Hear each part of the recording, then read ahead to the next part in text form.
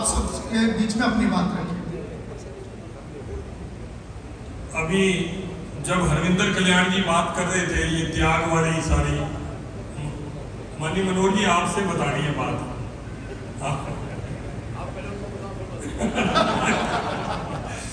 तो जब ये त्याग की बात चल रही थी, हम सवेरे तैयारी में बैठे थे,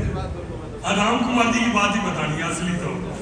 जब हम बैठे सवेरे तैयारी कर रहे थे प्रोग्राम की, तो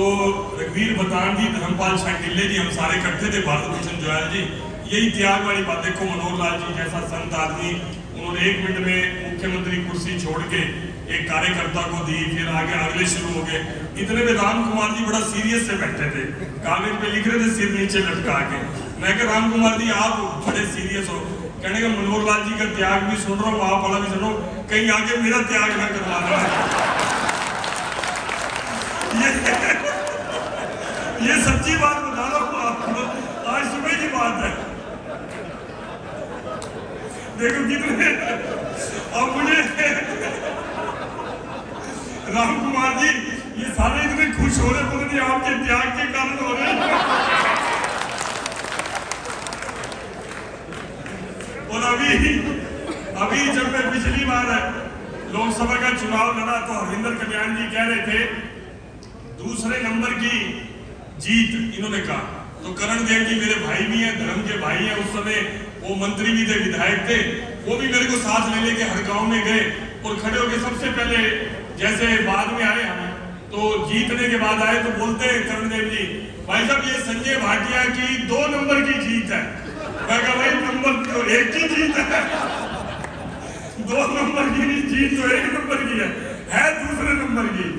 तो और फिर जब भाषण देते थे, एक बात और बड़ी मजाक की है इंद्र की, आज पहली बार बता रहा हूँ। तो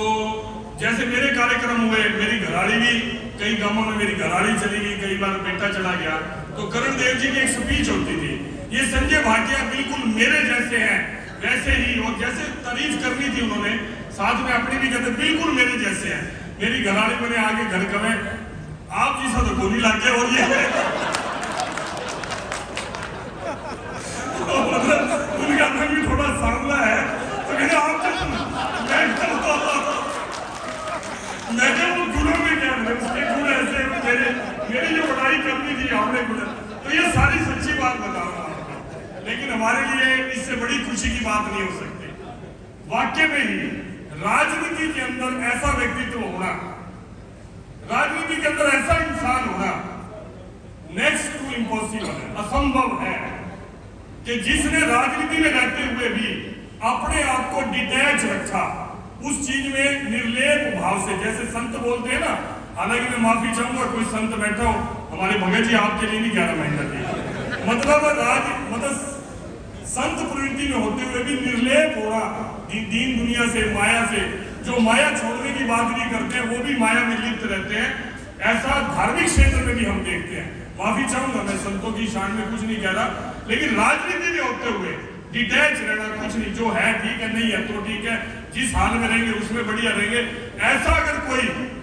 मैं कहूंगा हिंदुस्तान की राजनीति में, मोदी जी का तो उदाहरण है ही है, बिल्कुल परिवारवाद से दूर, परिवार से दूर। अगर दूसरा कोई बड़ा उदाहरण मैंने साक्षात अपनी आंखों से देखा, जिसके साथ मैंने रह के काम किया, जिसका जीवन मैंने देखा, तो ईमानदारी की बात है, वो ऐसे मनोहर लाल जी संत हमारे बीच में। तो बुराई काट नहीं हो भाई, किसी चीज में काट दो,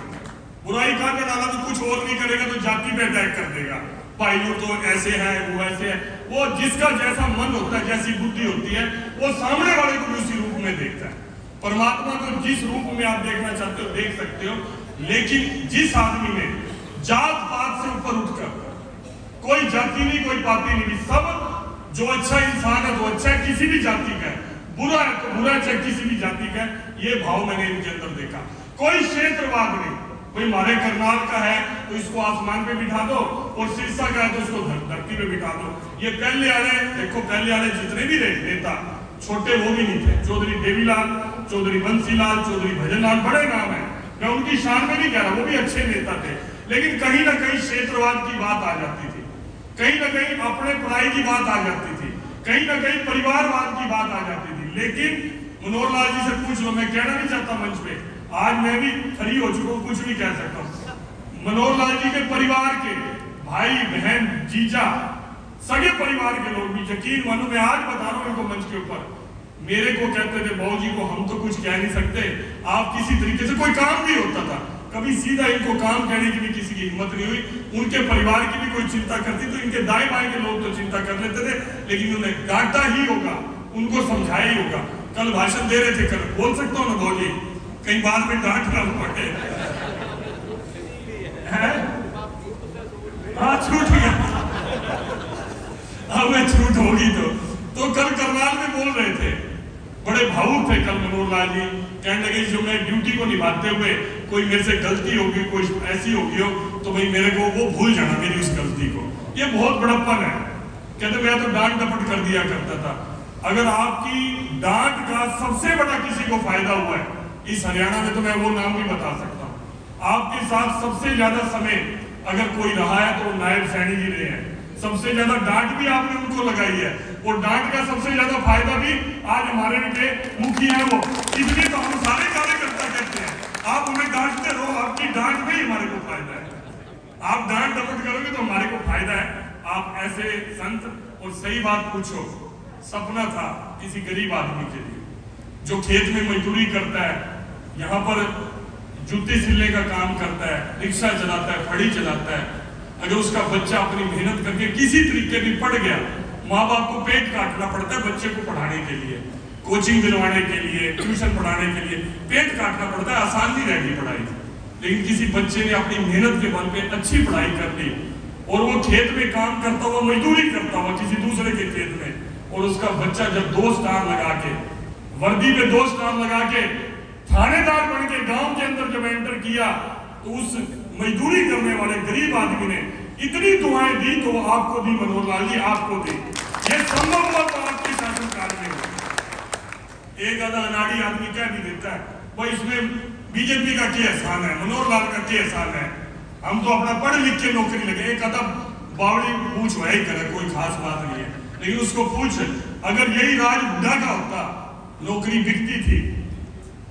सिफारिश से नौकरी मिलती थी, किले बेच के जेवर बेच के नौकरी मिलती थी, अगर ईमानदारी से नौकरी, मेरिट के ऊपर नौकरी, पढ़ने लिखने वाले बच्चे को नौकरी, जात पात से ऊपर उठकर नौकरी अगर कोई मिली तो मनोहर लाल जी आपकी वजह से मिली। 50 काम मैं बता सकता हूँ, 50 काम बता सकता हूँ। परिवारवाद से आप दूर रहे, निष्पक्षता से रहे और ईमानदारी से राजनीति की। हरियाणा की राजनीति और ईमानदारी से संभव ही नहीं था।